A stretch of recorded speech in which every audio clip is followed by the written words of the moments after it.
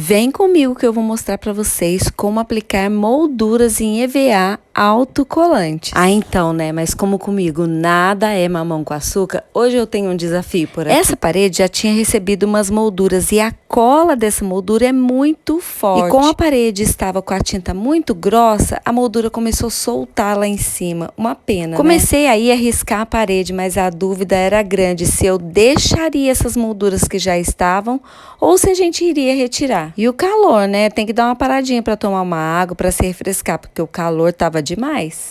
Aí pensei, né? Vou retirar só uma partezinha dessa moldura para ver como fica. Afinal, eu ainda queria tentar aproveitar essas molduras que ela já havia colocado. E aí eu comecei a cortar as molduras.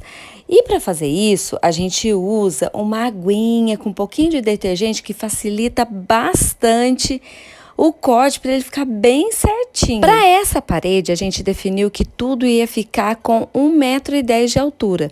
Então, nós cortamos cada faixa dessa com 1,3, que somando com os 7 centímetros da parte de cima daria 1,10. Eu já fiz essa paginação algumas vezes e eu descobri que para mim é muito mais fácil eu colar as ripas primeiro e depois a faixa horizontal. Aí eu tinha que colocar a minha amiguinha para trabalhar junto comigo. Como eu já havia medido e riscado a parede todas as ripas que eu ia precisar, era só seguir os riscos que eu tinha feito e estava dando certinho. Mas eu nunca dispenso a ajudinha do nível. É fundamental para dar certeza do que está fazendo. Finalizado as ripas verticais, aí eu comecei a instalar a faixa horizontal. Eu fui seguindo o risco que eu já tinha feito na parede, mas olha só, desse jeito que eu faço assim, é bem legal, porque aí eu vou colocando e já vou deixando bem justinho, diminuindo a necessidade da massa corrida para corrigir as imperfeições. Eu fui colando e já fui acertando com a parte de cima que estava lá. Fui fazendo, fui olhando a parte de cima, fui colando mais um pouco, olhei mais um pouco a parte de cima. E fui fazendo o teste para ver se eu conseguiria reaproveitar a faixa que eu já tinha tirado. Nessa hora a gente já começa a visualizar as coisas. Aí eu aproveitei para testar também o quadro, se ele ia ficar bom. Gente, fiquei tão animada porque eu achei que ia ficar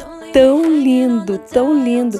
E aí a gente seguiu fazendo. Então, né, para instalar esses quadros também vem um kitzinho bem legal, com molduras e pregos para que eles fiquem bem firminhos na parede. Aí então, com tudo definido, a gente começou a pintura. Para fazer a pintura, a gente usou tinta de parede normal. Foi tinta branca e corante marrom de bisnaguinha. A gente só aplicou assim umas gotinhas bem a olho mesmo. Mistura até dar o tom desejado. É muito simples. Eu já comentei sobre esse pigmento em bisnaguinha outras vezes e fiquei chocada em saber que muita gente nunca nem ouviu falar dele. Mas eu amo esses pigmentos, que eles permitem a gente criar várias tonalidades diferentes. Só precisa ter cuidado de fazer a quantidade certa de tinta que você vai precisar, porque se você precisar fazer mais da mesma cor, você tem que saber o tanto certinho que você colocou. No nosso caso aí, a quantidade foi suficiente, então a gente não precisou fazer mais. E como a tinta que a gente usou era bem grossinha, também não precisamos fazer uma segunda demão. Terminada a pintura, tem uma parte que eu adoro fazer, que é retirar a fita e ver como que ficou legal. Ah, tem um detalhe bem importante da fita adesiva das marcações. É importante que ela seja retirada ainda com a tinta molhada. Ai, mas é muita emoção quando a gente começa a devolver as coisas no lugar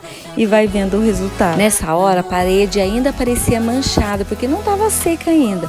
Mas depois que secou, ficou simplesmente perfeito. Se você gostou, se inscreve aqui no canal que sempre vai ter esse tipo de conteúdo por aqui.